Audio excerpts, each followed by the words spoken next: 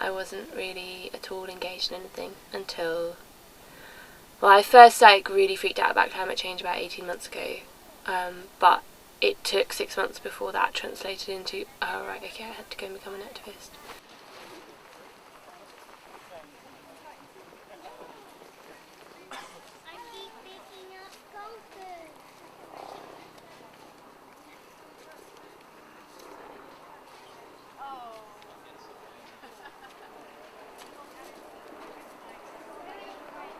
I'm Deborah and I'm a member of Climate Rush. Yeah. Yeah, like that. What song is that? It's us, our thing, you play it. Roadshow. And we are marching.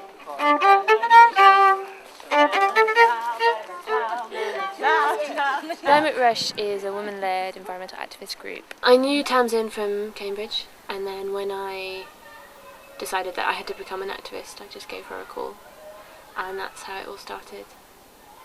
It was really just the personal connection, and then it turned out that Climate Rush were the best group for me to have got involved with anyway. Like, it suited me best, and I really liked the fact that with Climate Rush I was doing protests all the time.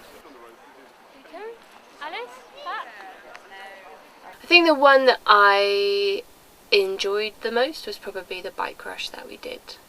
We decided to hold a big bike ride around London, and it was the beginning of June. I think at the most there were about 600-700 people there, and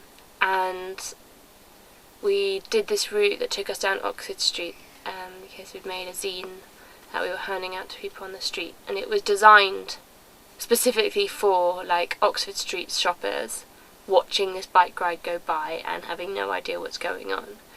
And I think it was a really good piece of outreach for them. And then we cycled round to Parliament, and then took Westminster Bridge. They just let us stay there and have our picnic. It was so sunny. It was really beautiful, and I feel like everyone that went on it felt really good about it. And there's lots of different things you can be trying to do with a protest, and one is get a big media story, one is do something really direct, stop some CO2, one is give the people that come on it a really great experience that makes them think that they want to take more action in the future.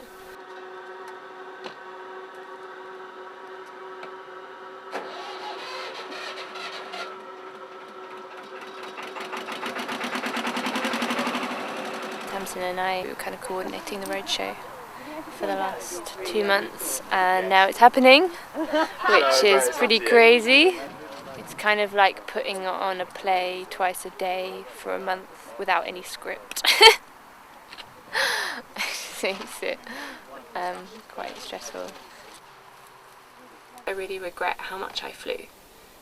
I just didn't even think about it. It didn't even really cross my mind. And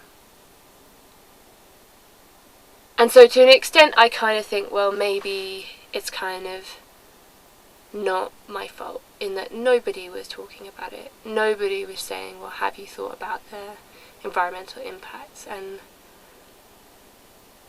all I was thinking was I don't have much money and I've got a real desire to see the world. You can't really judge the figures, but something like 100 tons of CO2 will result in somebody dying or losing their home or suffering from malnutrition or suffering in some way. So I'm sure that I've been directly responsible for at least one person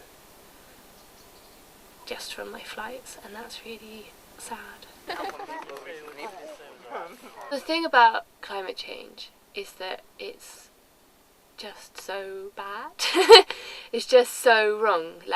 With all these other kind of global problems, I guess I was always relativizing it and saying, well, yeah, they're working in sweatshops, but when you ban child labour, well, maybe you actually make it harder for families, and maybe it's a process that they have to go through to modernise or industrialise. And then climate change is just such a no, there's no upside to it.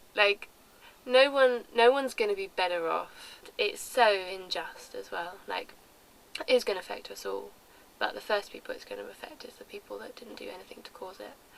And that just really cut through all of the relativism, and then I was like, oh right, well okay, this is actually like a bad thing, and because it's a bad thing, I just can't sit back and let it happen. Eat, but Emperor said eat, but Emperor said eat, but Emperor said Emperor leave our legs alone.